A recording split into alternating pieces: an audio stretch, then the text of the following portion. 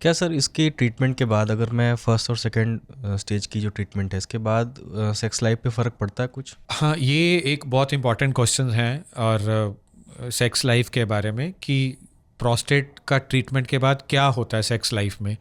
तो देखो, अगर हम किसी पेशेंट के लिए कोई सर्जरी प्लान कर रहे हैं तो हम उसकी सेक्सुअल लाइफ कैसी है अभी at present before the treatment वो देखते हैं।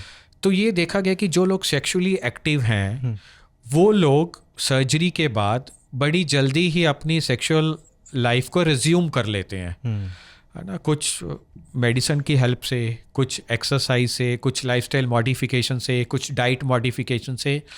तो आई वुड से कि 6 से 1 महीने में वो अपनी जो प्रीवियस सेक्सुअल लाइफ है उसी स्टेज पे पहुंच जाते हैं। सर आप कह रहे हैं कि डाइट मॉडिफिकेशन, क्या ये ओबीज लोगों को, जो ओबेसिटी है, जिनको मोटापा है, उनको भी होता है? ये कारण मानते हैं आप? ये बिल्कुल एक कारण है। जो आजकल एक मेटाबॉलिक सिंड्रोम है जिसमें डायबिटीज़, हाइपरलिपिडीमिया, ब्लड शुगर या प्रोस्टेट की प्रॉब्लम्स, ये इनके कॉमन कारण हैं। तो ओबेसिटी जैसे डायबिटीज़, हाइपरलिपिडीमिया और प्रोस्टेट के लिए एक कॉमन कारण है।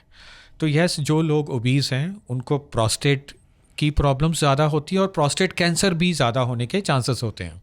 और क्या सर इसको ठीक रखने के लिए नियमित खान पान, एक्सरसाइज से ऐसा है कि प्रोस्टेट ठीक रह सकता है आपका, या बिल्कुल ये आपको सरप्राइज ही करता है अगर जब इसमें कुछ बीमारी देखो, आती ये है तो? बहुत इम्पॉर्टेंट चीज़ है। हम अपनी ओपीडी में जब पेशेंट्स आते हैं उनको समझाते हैं कि डाइट और एक्सरसाइज का कितना बड़ा रोल है। तो एक्सरसाइज के लिए जो हम एडवाइस करते हैं लोगों को कि एक 30 मिनट्स का डेली नहीं तो हफ्ते में 5 दिन आपको कार्डियो करना है। अब वॉक कर सकते हैं, जॉगिंग कर सकते हैं, स्विमिंग कर सकते हैं, साइकिलिंग कर सकते हैं। योगा एक इम्पॉर्टेंट चीज़ है। अब योगा के बारे में बहुत सारे पोजेस हैं जो आप कर सकते हैं, वो अवेलेबल है मटेरियल हमारा नेट पे, यूट्यूब पे, कि कौन से पोजेस से हमारा प्रोस्टेट की हेल्थ मेंटेन होती है। तो एक्सरसाइज का बहुत बड़ा रोल है। दूसरा, जैसे आपने डाइट के बारे में पूछा, तो हम लोगों को प्लांट बेस्ड डाइट के लिए एडवाइस करते हैं, क्योंकि ये देखा गया है कि एनिमल बेस्ड जो डाइट हैं, जैसे कि रेड मीट का जो लोग सेवन ज़्यादा करते हैं उनमें प्रोस्टेट कैंसर का रिस्क बढ़ जाता है। अच्छा।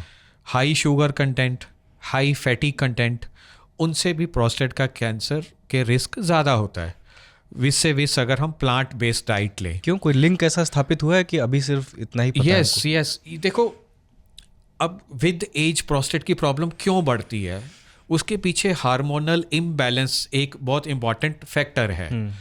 तो जो हम प्लांट बेस्ड डाइट की बात करते हैं, इसमें एक ईस्ट्रोजन नाम की चीज़ें होती हैं जो हमारे वो हार्मोन्स को चेक रखते हैं, उसका बैलेंस बना के रखते हैं, ताकि हमारी प्रोस्टेट की प्रॉब्लम पे भी वो चेक रहे। स्मोकिंग के साथ भी इसका कुछ लिंक है, बट वो तो हर ऑर्गन का है सर, स्मोकिंग के साथ। यस, वो जैसे लंग का सबसे कॉमन है, बट प्रोस्टेट कैंसर के साथ उसका रोल थोड़ा कंट्रोवर्शियल है, बट स्टिल हमें स्मोकिंग अवॉइड करनी चाहिए। तो ये डाइटरी चीज़ें हैं। अब एंटीऑक्सीडेंट्स लेने चाहिए। ओमेगा 3 फैटी एसिड्स का इसमें रोल है प्रोस्टेट की हेल्थ में। तो ये सब इम्पॉर्टेंट चीज़ें हैं। अच्छा, आपने सबसे बड़ी गलतफहमियाँ क्या सुनी है इसके बारे में, प्रोस्टेट कैंसर के बारे में, प्रोस्टेट से जुड़ी डिजीज़ के बारे में?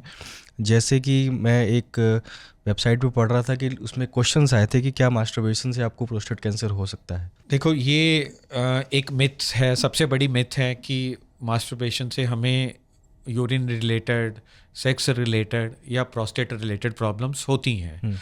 रादर ये देखा गया है कि जो लोग नियमित इजैकुलेशन करते हैं या मास्टरबेशन करते हैं उनको प्रोस्टेटाइटिस नाम की जो बीमारी है वो कम होती है, क्योंकि वो हम नियमित रेगुलर इंटरवल पे सीमेन इजैकुलेट करते हैं, सीमेन अंदर इकट्ठा नहीं कलेक्ट नहीं होता, तो उस करके वो जो प्रोस्टेटाइटिस नाम की बीमारी है वो कम होती है।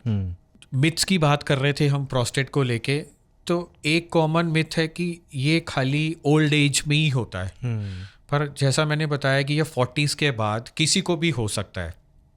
तो हमें 40s के बाद हमें अपनी नियमित जांच करवानी चाहिए।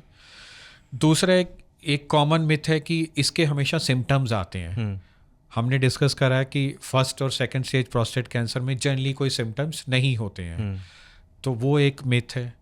तीसरा एक मिथ है कि अगर हमारा PSA बढ़ गया तो वो खाली कैंसर में ही बढ़ता है। हाँ, ये भी एक मिथ है। पर ऐसा होता नहीं है, क्योंकि जो नॉन कैंसरस प्रोस्टेट की बीमारियां हैं उसमें भी PSA बढ़ जाता है, इन्फेक्शन में भी बढ़ता है, BPH में भी बढ़ता है।